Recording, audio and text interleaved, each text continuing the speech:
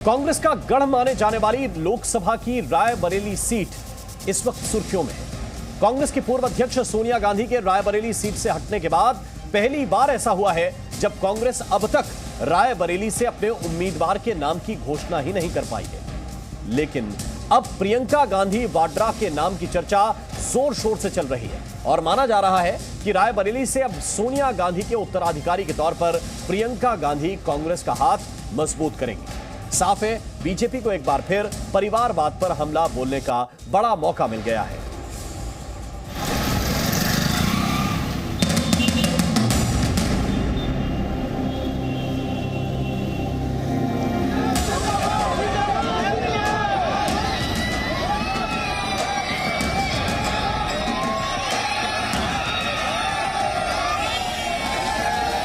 अपने प्रधानमंत्री नरेंद्र मोदी जी को याद दिलाना चाहती हूँ, सत्ता सदैव नहीं रहती। ये प्रियंका गांधी वाड्रा की 2 दिन पहले रामलीला मैदान से प्रधानमंत्री मोदी के खिलाफ हुंकार है। रावण के पास थी। अपनी मां सोनिया गांधी का संदेश पढ़ते हुए उन्होंने ये भी साफ कर दिया कि इस बार वो भी एनडीए के खिलाफ पूरी तैयारी के साथ मंच पर खड़ी हैं। इस बीच रायबरेली से कौन होगा सोनिया गांधी का उत्तराधिकारी या कहें कौन होगा रायबरेली से कांग्रेस का चेहरा जो कांग्रेस का हाथ मजबूत करेगा, उसको लेकर सूत्रों के मुताबिक बड़ा फैसला होता दिख रहा है। सूत्रों के मुताबिक कांग्रेस रायबरेली के चुनाव मैदान से प्रियंका गांधी वाड्रा को उम्मीदवार बना सकती है। लोकसभा चुनाव को लेकर रायबरेली से प्रियंका गांधी के चुनाव मैदान में उतरने की खबरें सूत्रों के हवाले से आ रही हैं। आपको बता दें कि 15 अप्रैल तक इसकी घोषणा भी हो सकती है, क्योंकि उच्च पदाधिकारियों की एक बैठक हुई है और इस बैठक में जो उच्च पदस्थ पदाधिकारी हैं उन्होंने ये मांग रखी है कि प्रियंका गांधी वाड्रा रायबरेली से चुनाव मैदान में उतरे।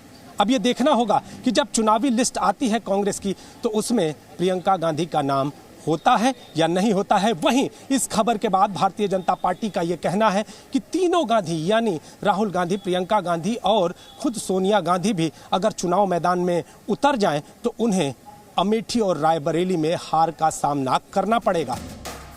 उच्च स्तरीय बैठक के बाद अब 15 अप्रैल को प्रियंका गांधी के नाम पर मुहर भी लग सकती है।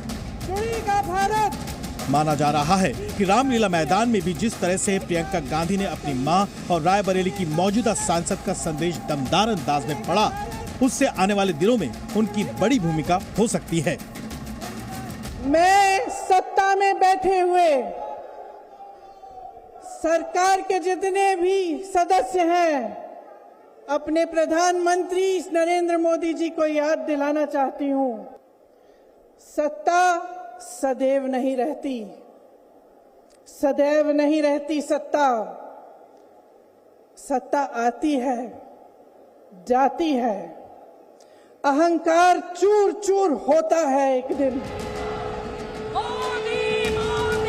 वैसे प्रधानमंत्री आज भी कांग्रेस के परिवारवाद पर तीखा हमला बोलते नजर आए। कांग्रेस के शाही परिवार के शहजादे ने ऐलान किया है कि अगर देश ने तीसरी बार बीजेपी सरकार को चुनी, आग लग जाएगी।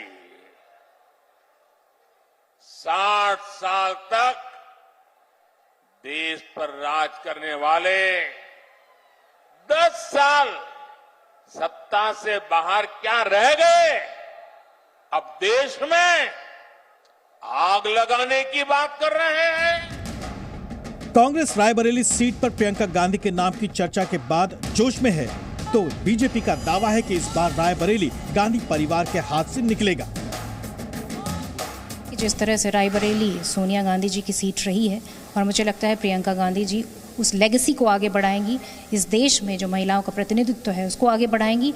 और मैं समझती हूँ कि गांधी परिवार की जो नीतियां हैं वो पूरे देश में और पूरी महिलाओं के साथ में है।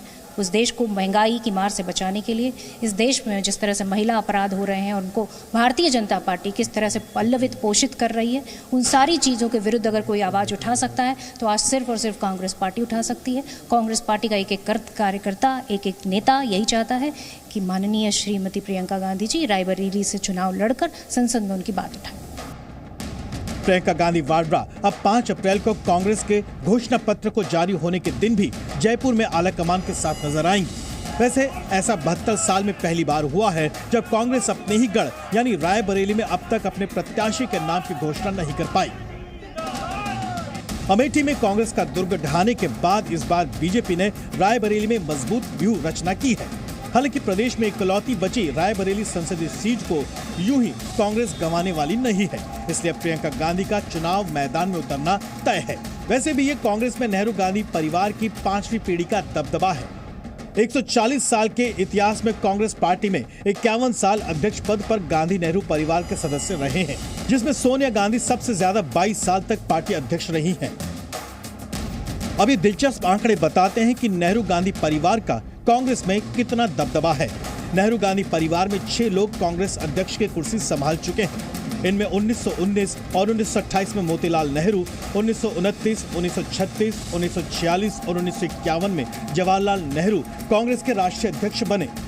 इसके बाद इंदिरा गांधी ने 1959 और 1978 में राष्ट्रीय अध्यक्ष का पद संभाला। इसके बाद राजीव गांधी ने 1985 में कांग्रेस का अध्यक्ष पद संभाला। इसके बाद सोनिया गांधी 1998 और 2019 में कांग्रेस की अध्यक्ष रही हैं।